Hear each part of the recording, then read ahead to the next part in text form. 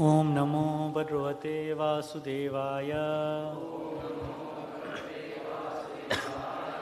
Reading from Srimad Bhagavatam, Canto 3, Chapter 21, verse 9 to 11.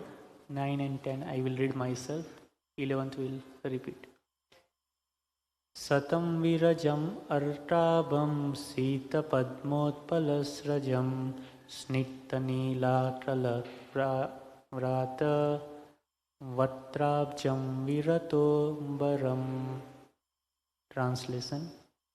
Tardama Muni saw the Supreme Personality of Godhead, who is free from material contamination, in his eternal form, effulgent like the sun, wearing a garland of white lotuses and water lilies. The Lord was clad in spotless yellow silk, and his lotus face was fringed with slit, dark lots of curly hair. Kiritinam kundalinam sankhachakra dadadaram svetotpala tridantram manasparsa smititsanam. Adorned with a crown and earrings, he held his characteristic sconch, disc, and mace in 3 of his hands, and a white lily in the 4th. He glanced about in a happy, smiling mood, whose sight captivates the hearts of all devotees. Verse 11. Vinyasta charanambojam amsadese rurutmataha drishtva theva sthitam vatsa shriyam kaustupatandaram. Translation and purport by His Divine Grace A.C. Bhaktivedanta Swami Srila Prabhupada. The golden streak on his chest, the famous Kaustuba gem suspended from his neck. He stood in the air with his lotus feet placed on the shoulders of Garuda. The description in verses 9 to 11 of the Lord's in his transcendental eternal form are understood to be description from the authoritative Vedic version. These descriptions are certainly not the imagination of Tardama Muni. The declaration of the Lord are beyond material conception, as admitted even by impersonalists like Sankaracharya. Narayana, the Supreme Personality of Godhead, has nothing to do with the material creation. The varieties of Transcendental Lord, His body, His form, His dress, His instruction, His words, are not manufactured by material energy, but are all confirmed in Vedic literature. By performance of yoga, Tardama Muni actually saw the Supreme Lord as He is.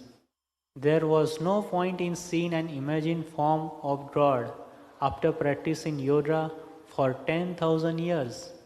The perfection of yoga, therefore, does not terminate in voidness or impersonalism. On the contrary, the perfection of yoga is attained when one actually sees the personality of Godhead in His eternal form. The process of Krishna consciousness is to deliver the form of Krishna directly. The form of Krishna is described in authoritative Vedic literature, Brahma Samhita. His abode is made of Chintamani stone, and the Lord plays there as a cowherd boy and is served by many thousands of gopis.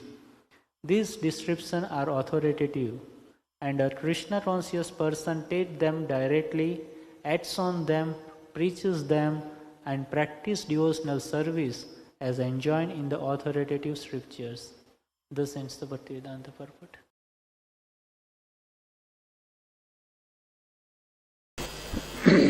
So here is a description of what Tardama Muni saw at the end of his long meditation. And This is the transcendental form of the Lord. Anybody can imagine these forms. As Prabhupada explains, there is a difference between imagining any form and actually seeing the transcendental form of the Lord. So normally, Mayavadis, impersonalists, they think this is all imagination.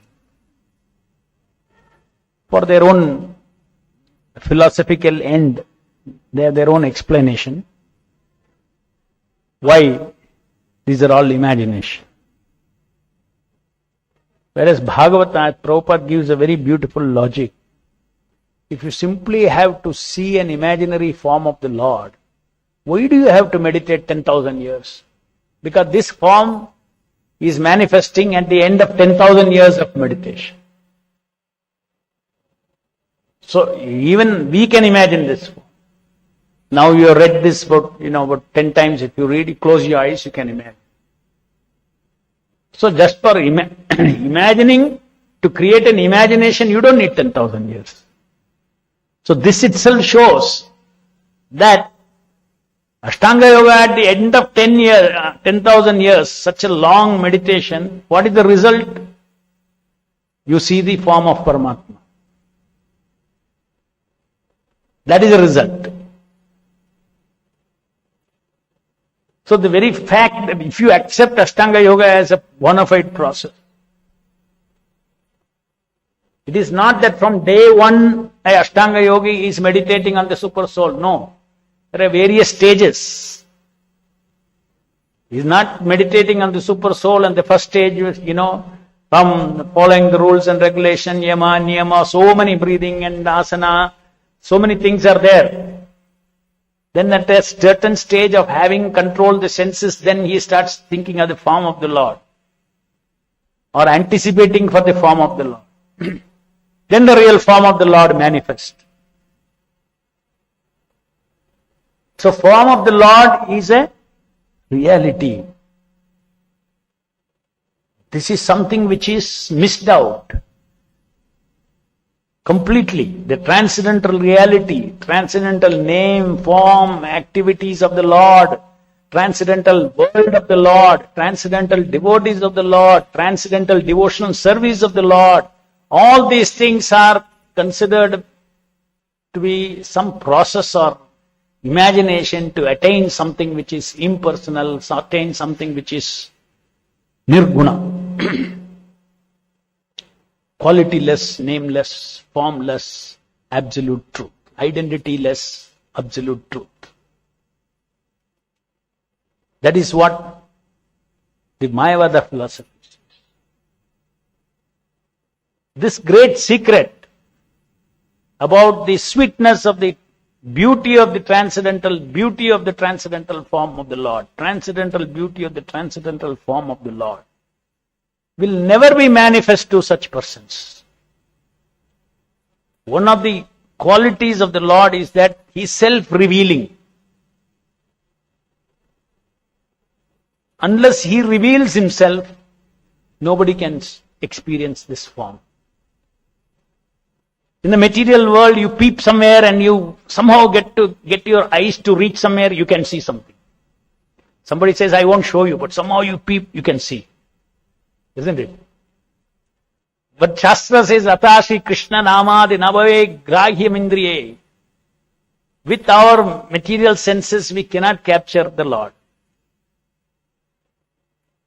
So the only way to experience this form of the Lord, the secret is, He has to reveal. You cannot develop any logical, rational proof towards the existence of the form of the Lord. Through the form, so many different kinds of inductive logic we can say. We are having form, this is negative form, positive form. These are all little steps. However deeply you think, and you can develop some faith.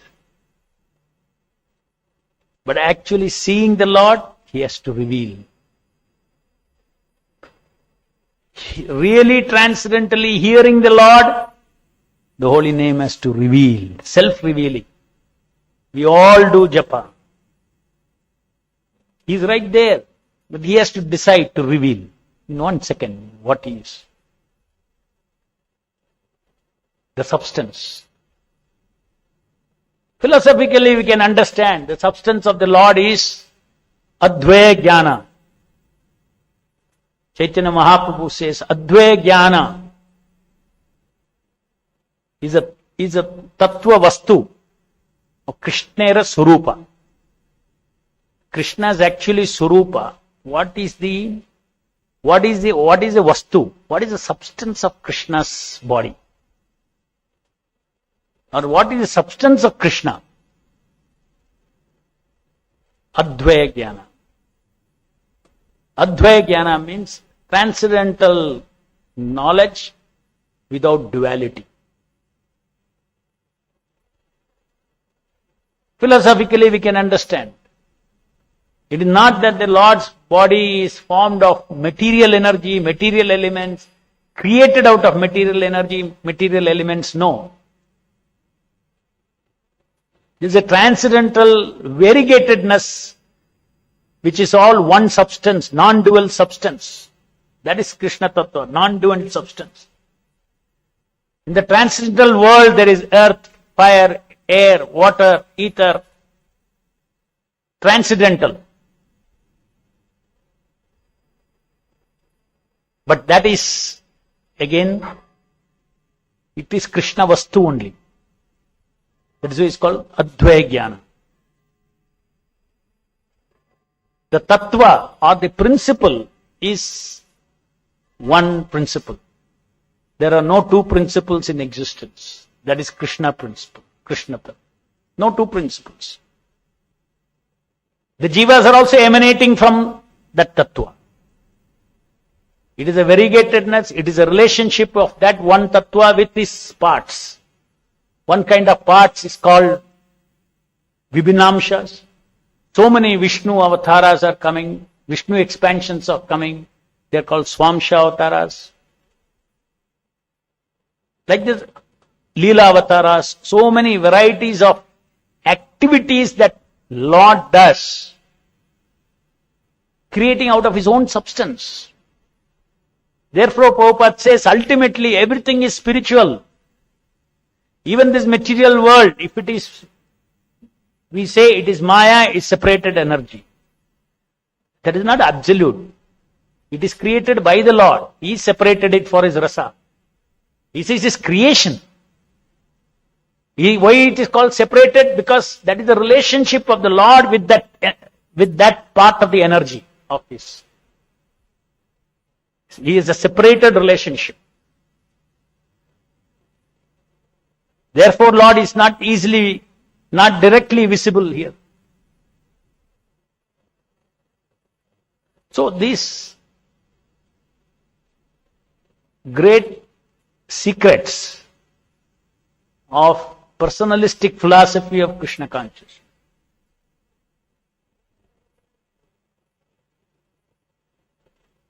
In our philosophy, we don't accept neither Advaita philosophy, nor do we say that Dvaita philosophy. Dvaita is what? There is another reality other than God. There are two realities, two independent realities. Chaitanya Mahaprabhu said, Achintya Bheda Abheda Tattva. He said, yes, there is only one reality. Same time that becomes multiple. There's no permanent two. There's no permanent one.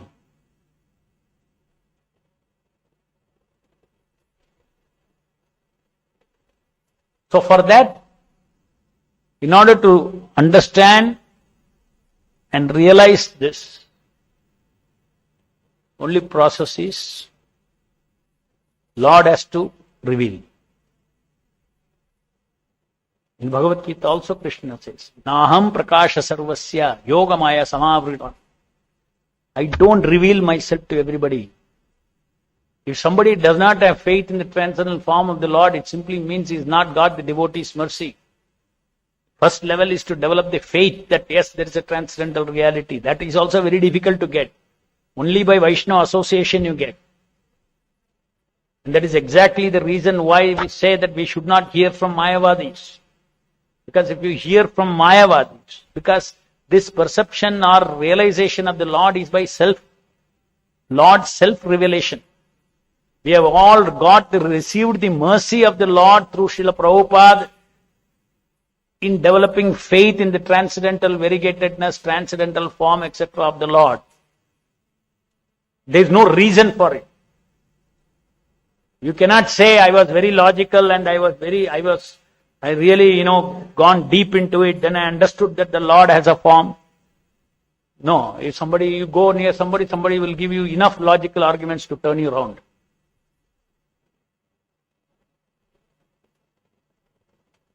It is Lord's mercy from Prabhupada. Therefore, associating with Mayavadis, especially if we are discussing this tattva with them, we can get completely contaminated. Sarvanashaho. Mayavadi Bhashya Sunile. That means, if you hear their Bhashya, that means their arguments. That's very important. If you hear their argument, we can destroy you. Because why you have bhakti, this is faith that is given to you. Our good fortune, many times we take for granted our faith. How did I get this faith? How did it come and how I am surviving, I am continuing in this faith? That faith is given by a pure devotee. By his association, we have got it. By his shabda, we have got it. We had faith in hearing him, so we got it. In fact, the Shastras say that there is only one way to know God. Not logic. Only one way. Shabda. Certain shabda. Not any shabda. Certain shabdas. In that shabda, that revealing potency is there. In that shabda. Very scientific it is. Very clear. As far as scriptures are concerned, it's very clear. Only through shabda you can understand absolute truth. And that shabda should be received from a person who is realized. Therefore, when we read Prabhupada's book, one has to understand that these are not ordinary shabdas.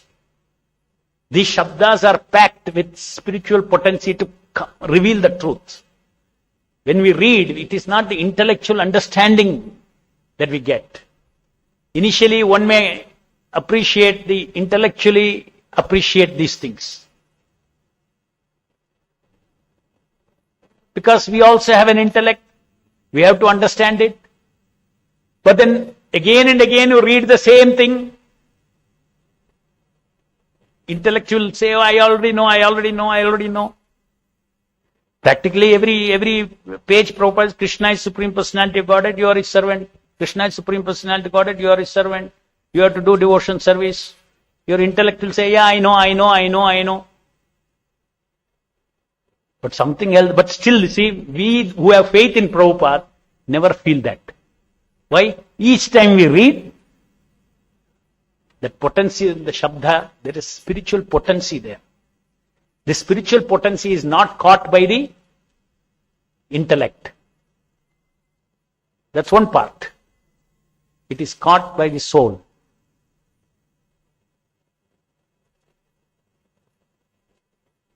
So this, our process of realizing now, how do I understand this? Kardama Muni saw, he's describing transcendental form, he's coming on Garuda, his 2 feet on the lotus feet on Garuda head, and he is standing up.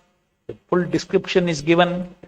Kardama Muni actually had darshan of this wonderful, transcendental, brilliant, sunlight, brilliant, transcendental form of the Lord. Is this the path I am going? I will also see one day these things. Yes, this is a path we have taken. We will also see one day. At that time we should not think, is it some illusion? In fact, if today Lord reveals, you will think that it is some illusion. Because that Shraddha, that faith, that has to come through the transcendental sound.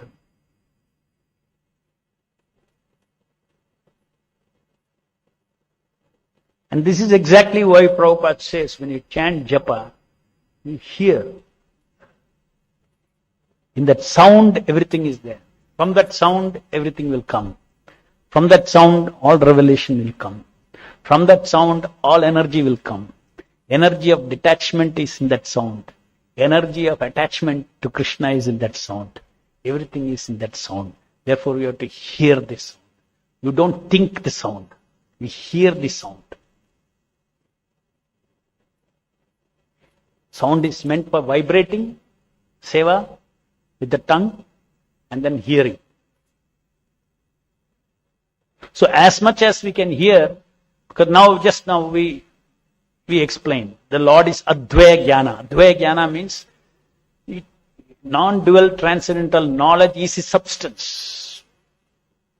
And the variegatedness, if you see, Lord has got skin, God has got this, Lord has got servants, Lord has got 4 ayudas, everything, all varieties. They're all Advaya Jnana. But they're all having identities. That identities and service. This is eternal variegatedness of that Advaya Jnana. Entire existence is the eternal variegatedness of Advaya Jnana. There's only one thing, Advaya Jnana. There's only one thing, Krishna. In terms of existence, there is only one thing, Krishna.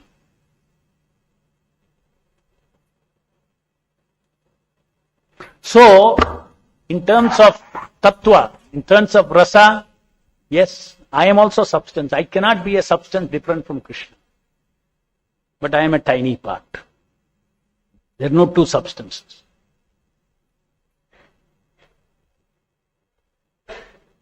But for rasa, which is also absolute, I am eternally separate from the Lord. Lord is eternally separate. My identity is separate. I am separate. My substance cannot be separate. Therefore, we are part and parcel of the Lord. I am not a part who is separated. I am a part who is always parcel of the Lord. Part and parcel of the Lord. So, identifying with the quality of the Lord is what Chaitanya Mahaprabhu says. And to identify or to develop that sense of being. Right now, what is our sense of identification? With this body. To develop that sense of identification with the Lord's quality, that can come by touching the Lord's quality. And that is this Advaya Jnana. Chanting Hare Krishna, everything. Lord's prasadam is Advaya Jnana. A self-conscious substance. Advaya Jnana is self-conscious substance. So many substances are there. Self-conscious substance. One non-dual self-conscious substance, that's Krishna.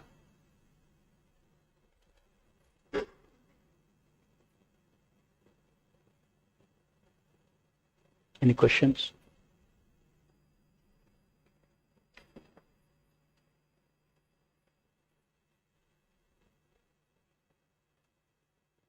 That is the reason why it is said that when you are not pure, don't try to enjoy rasa. First touch the tattva. Become purified. Don't try to think, I am so devout, I know my devotion in chanting and all that. Just hear. All this mentally, you don't have to generate devotion and all those things. You generate surrender. Surrender has to come. Now my mind can generate surrender. Now my mind can generate devotion. Prabhupada says, keep all that aside. Chant, simply hear. What should the mind do? Prabhupada didn't say, no, be devoted. He never said that. He said, mind, simply follow your chanting and hearing. Why? Because this, we have to touch this tattva. Like Prabhupada says, putting the iron in the fire heats up the iron. Then it becomes fire-like quality. When you become fire-like quality, then you can have rasa with the fire. When you are still iron, how can you relate with the fire? It's a one-way thing. The fire has to go on heating. In the same way, now Jiva, we are in bodily concept of life. If I want to have rasa with Satchidananda Krishna, I have to get Satchidananda est. Then there is meaning in rasa.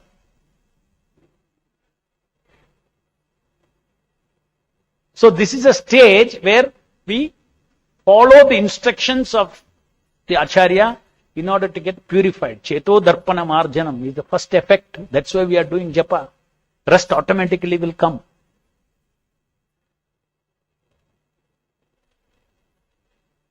Yeah, give me. When you say Advaya Jnana, knowledge is awareness. So, knowledge is awareness and awareness is a substance. Is that the structure of spiritual world? Exactly. But that knowledge includes variegatedness. That knowledge will take again, there also there is earth, water, fire, air, ether. But that knowledge has become that earth, water, fire, air, ether. So, that, the variegatedness because this is a duplication of that spiritual world. In Chaitanya Charitamrita, this is described. Transcendental earth, water, fire, air, ether. So, that is why even what is this Advaya Jnana substance? Little more elaborate. That, if you have little more elaborate, little more contemplation is required. Otherwise, for us, what is happening is, knowledge is something that, I think that I see something, so I get knowledge. I myself am knowledge. I myself am knowledge means what? It is self-knowledge. Then I am my self-knowledge. Then I have knowledge about other things. So who are you? What is the soul? Soul is self-knowledge of his own identity that I am eternal servant of Krishna. Now when we hear classes or when we read Prabhupada's book, I am servant of Krishna, it is still not actualized knowledge of my own self I am seeing. I am just trying to vibrate and wake up I am servant of Krishna. Now, when you read, I am servant of Krishna. So it is in another form of knowledge. That knowledge, it is not you. When you read, what does that say? You are, every jiva is a servant of Krishna. Then from that is not you. So similarly, Krishna is the Supreme Personality of Godhead. It is knowledge. But then, Advaya Jnana means knowledge substance it's a being, in existence. It is existence, Sat, Chit and Ananda. So the absolute Sat is Advaya Jnana. Probably there is no other, actually normally when that Chit aspect we call it as Jnana. Here when we say Sat, this is Sat. That is why Krishna, Chaitanya Mahaprabhu says, Tattva Vastu, Krishna Surupa, Tattva Vastu. That is Advaya Jnana, Tattva Vastu.